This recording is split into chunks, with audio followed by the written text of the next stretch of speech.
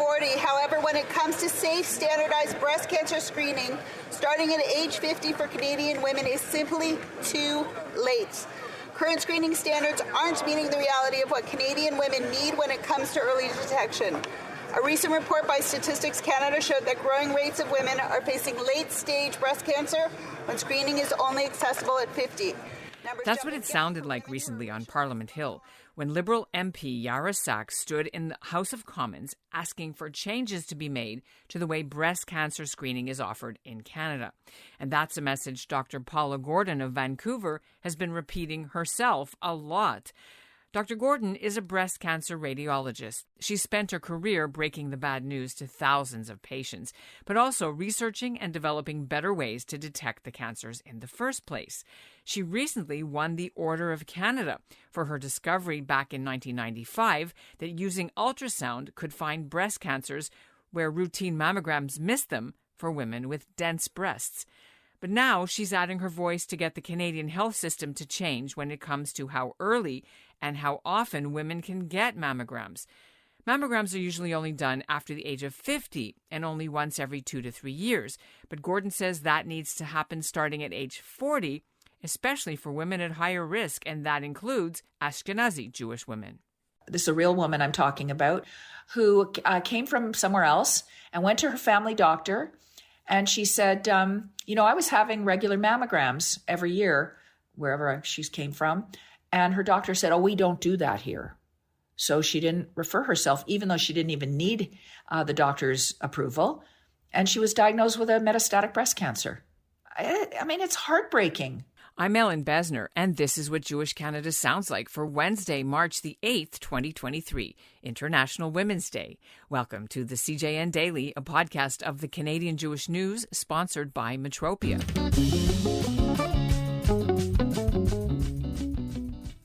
Many provinces don't even tell women what their breast density is. It's very common. About 40% of Canadian women have dense breasts. They are at higher risk for cancer, but also because mammograms don't detect cancer in women with dense breasts because the fibrous part of the breast could look like a cancer or it could look like fibers, and it's hard to tell the difference on mammograms. That's where supplementary screenings come in. The situation is a real hodgepodge in Canada, depending on where you live, whether it's covered or it's not. And at the center of it all is the Canadian Task Force on Preventative Health. It's a group of experts set up by Health Canada, and they set the guidelines which Canada's family doctors follow. And the guidelines on breast cancer haven't been updated in years. They don't recommend mammograms for 40-year-olds. They don't recommend doctors do breast exams on women, and they don't think women should do breast exams on themselves either. Dr. Paula Gordon says that's because the research they based their findings on was out of date and worse, flawed to begin with. So coming up, Dr. Gordon will be here to explain her mission right after this message. During World War II, the Nazis began a little-known program of extermination for their own children. In Peter Clanott's new mystery thriller, The Unwanted, 14-year-old Hannah Ziegler is being driven by her grandfather and her psychiatrist to a euthanasia center.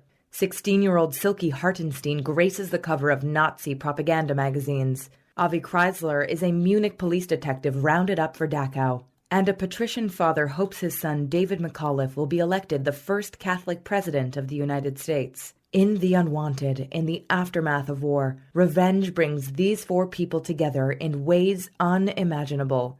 The Unwanted. Do not skip to the last page. Find it at Amazon and Barnes & Noble. And Dr. Gordon joins us now from Whistler, BC. Nice to meet you. Congratulations on the Order of Canada. We're a couple months late, but we're getting there. I'm still euphoric. They gave you the Order of Canada, of course, for your career in breast screening for breast cancer patients. When you started this journey in medical school, did you originally decide this is where you wanted to focus, or how did you end up doing this? Well, a lot of it was being at the right place at the right time. I originally thought, believe it or not, that I'd be an obstetrician gynecologist. But my husband, who was in my medical school class, was going to be a surgeon. And I just thought, two surgeons taking call, trying to have a family, nah. And I did a fellowship in ultrasound. Now, nobody was doing ultrasound of the breast at that time. And when I finished my fellowship and was looking for a job, I ended up working in a practice in Vancouver that does a lot of breast imaging. So I quickly became a mammography expert, kind of figuring it out as I went along, because people weren't doing or publishing it at the time. And I had learned I was doing needle biopsies with ultrasound in other parts of the body, like the pancreas and the liver and so on. And I thought, why don't I try a needle biopsy in the breast? Because in those days, if there was something suspicious on a mammogram that needed to be a biopsy, the only way to do it was surgically. So I thought, what if I can get a needle in the right place using ultrasound? And it worked. It worked great. And it's now the standard of care. Anytime you can see an abnormality that needs biopsying and you see it on ultrasound, that's what we do. So that's the work, the starting off with doing these needle biopsies, and then in the process of that, realizing that some of the stuff I was seeing on ultrasound that was cancer wasn't even visible on the woman's mammogram. So that turned into the supplemental screening for women with dense breasts, and that's one of the things that we're advocating for, better access for, because 40% of women have dense breasts, and mammograms don't work as well for them. So the line I use is women with dense breasts are discriminated against if they only have access to mammograms for screening, and they deserve the same opportunity for early detection of breast cancer as women who don't have dense breasts. But it's not just people with dense breasts. Jewish people who are Ashkenazis have a higher risk too. And so in terms of our listeners, this is something that they need to understand, because I went to my doctor, and he's a wonderful doctor, and I had a mammogram last year. I'm 61. And so he said, I don't need to do a breast exam on you because you just had a mammogram. And that was it. And I'm like, I don't even know what my breast density is. And I'm in Ontario. No one ever told me. And I got the results. Everything's fine. And I don't know. If you want to focus on the Ashkenazi Jewish women, they should be helping lobby and advocate to get screening starting at 40. The other groups that are more likely to get breast cancer younger, by the way, are Black, Asian, and Hispanic women. And there are physicians advocating specifically for screening specifically Black women. They need to be screened in the 40s because their peak incidence of breast cancer is in the mid-40s, whereas with white women, it's in the late 50s and early 60s. So we can't leave them out. But the Ashkenazi Jewish women need to start helping us work towards screening in the 40s. And you said you had just had your screening mammogram. Ontario is soon going to start telling all women their density, but they're being really misleading. And they're only going to tell women in the highest category, density D, that they're dense, which leads women in category C, who are also at risk, to believe that they're not dense. So I have a big problem with that. That's dishonest.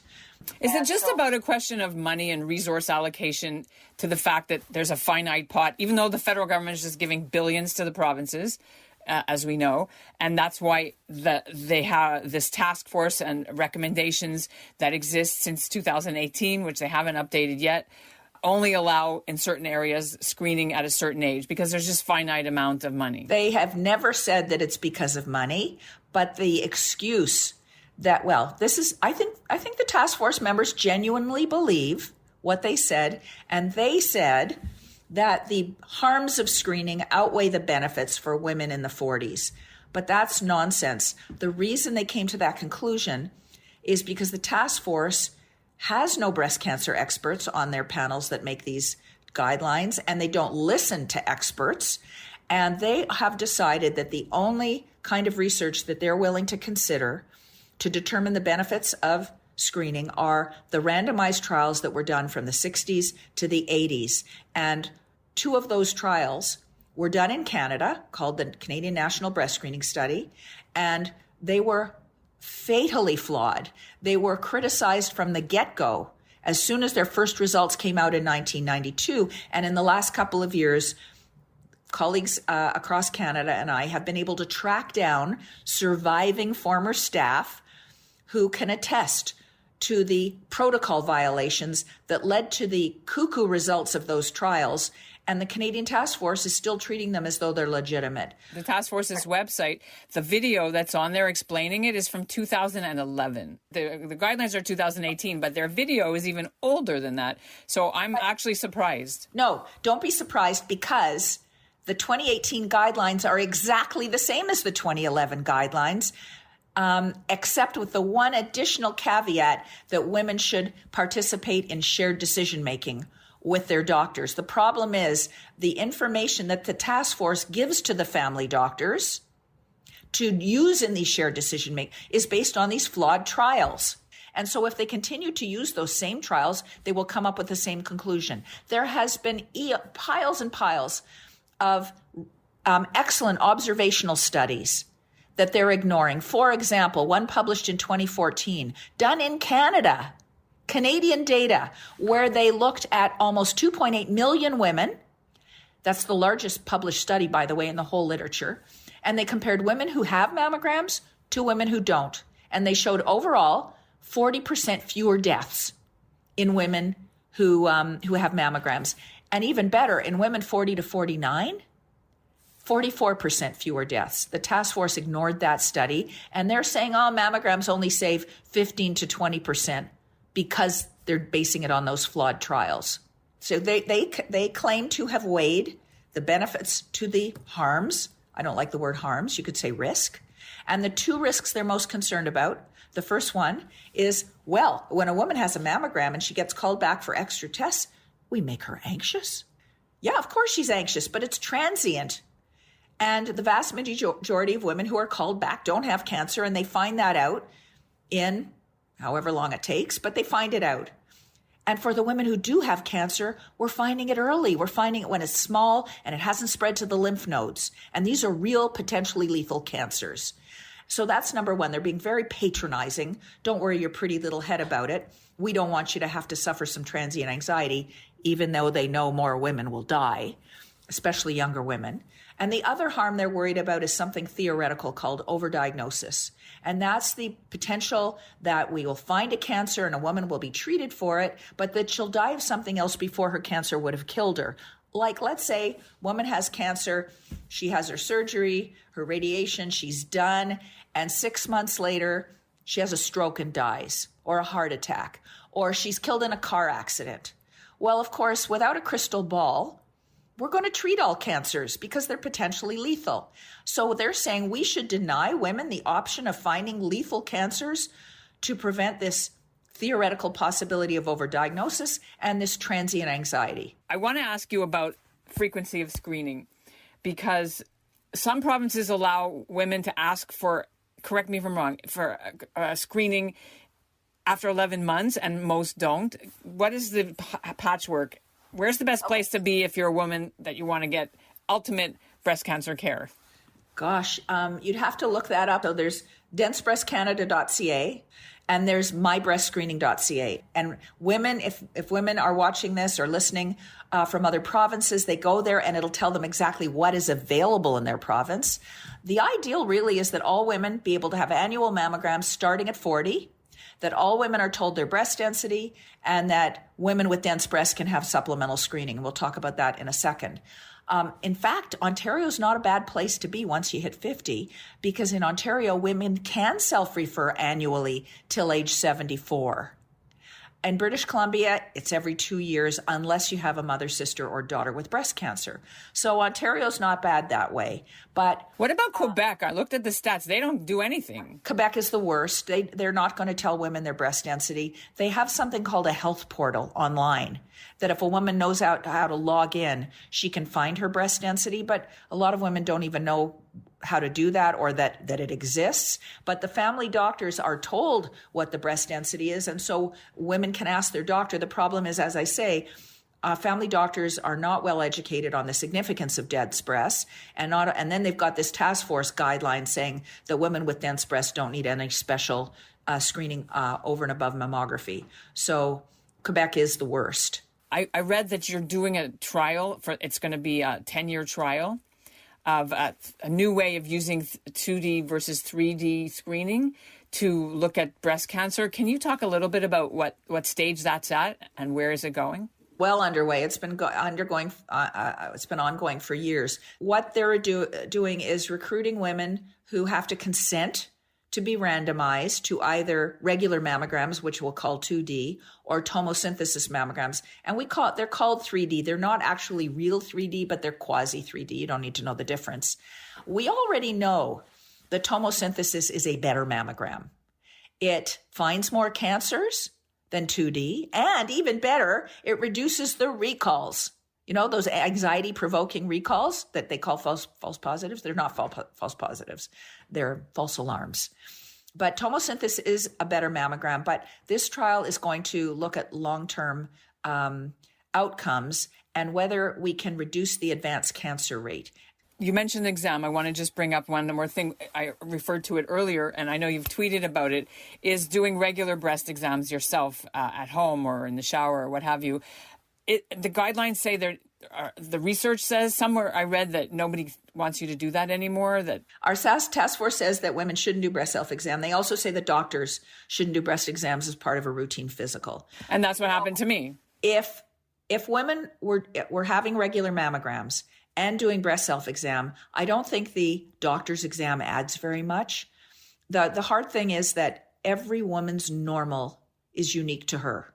So a busy family doctor who has, I don't know, pick a number, 25 patients in a day, half of them are women. They're doing breast exams on 12 women. Even if they're making notes in the chart, they're not going to remember exactly what it was like when she comes back a year later.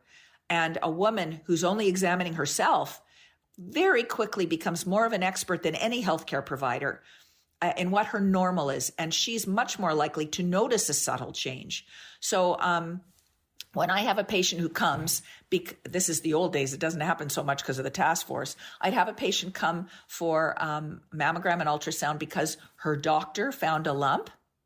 And I'd go in to do the ultrasound and I'll say, did you find this lump or did your doctor? My doctor felt it. When the doctor felt it, did they show it to you? And what did you think of it? She said, I didn't think it felt like a lump. Well, Gordon's rule of breast lump, I would say this to women, and I'm Gordon, but Gordon's rule of breast lump is that if the patient doesn't think it feels like a lump and the doctor does, it's never a cancer. In fact, most of the time, it's not even a lump. It's just her normal texture. But if a woman finds something, the red light goes on and we look very carefully with mammography and ultrasound. I am such a proponent of breast self-exam for that reason. And besides, most women in Canada are only having a mammogram every 2 years. And most women with dense breasts are not having supplemental screening. Now, if a woman with dense breasts has a cancer and it's not missed on her mammogram, it's going to grow and eventually it'll be found. And it is missed on the mammogram. It'll eventually be found, and usually by accident. There's another story on the Dense Breast Canada website. One of the advocates who's been fabulous helping us in the Maritimes was a woman who usually showered with a shower puff.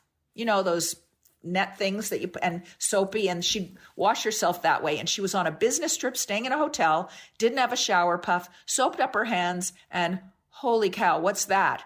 She found a lump in her breast she never would have found had she not been using her hand. And that's an accidental breast self-exam. If women, they used to say women should do it every month.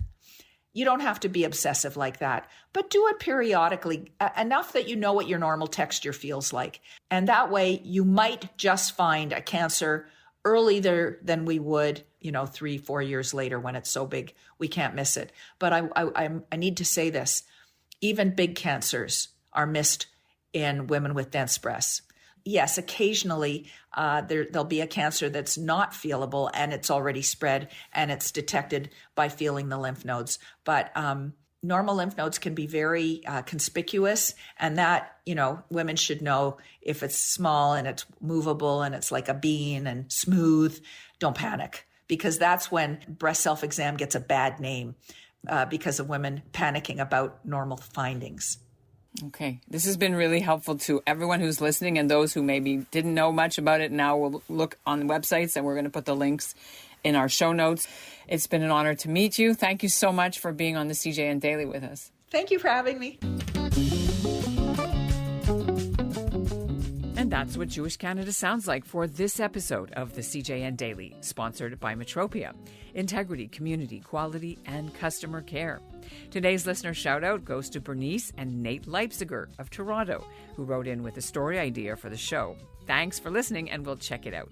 If you want more information about how to ask your doctor for extra mammogram screenings if you're at risk, or even to find out if you have dense breasts in the first place, I put some links to Dr. Gordon's organization, Dense Breast Canada, in our show notes, and also a story about the BRCA genes, which are genetic mutations that a lot of Ashkenazi Jewish women have. Thanks for listening. We'll be back tomorrow.